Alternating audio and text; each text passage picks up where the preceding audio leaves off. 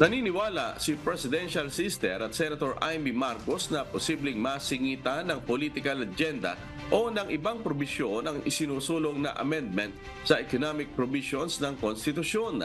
Ayon sa senador, hindi pwedeng pigilan ng kanilang kasamahan sa Senado na magpasok ng ibang probisyon tulad ng sa politika, kahit na ang Senado mismo ang mangunguna sa pag-aaral dito alinsunod sa mandato ng Pangulo.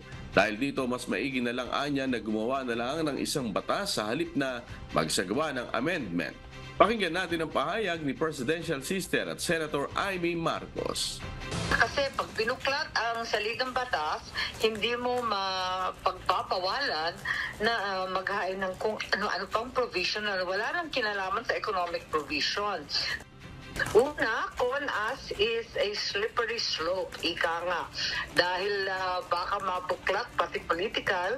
At ikalawa, bukas pa rin dapat ang isipan natin na gawin na lamang batas.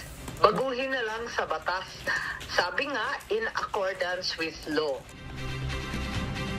Pero kung sakali mang matuloy ang revision ng economic provisions, dapat ang laman lang anya ng inihaing resolusyon ni Senate President Juan Miguel Mig Zubiri kamakalawa ang susundin, ang economic provisions lang ang gagalawin.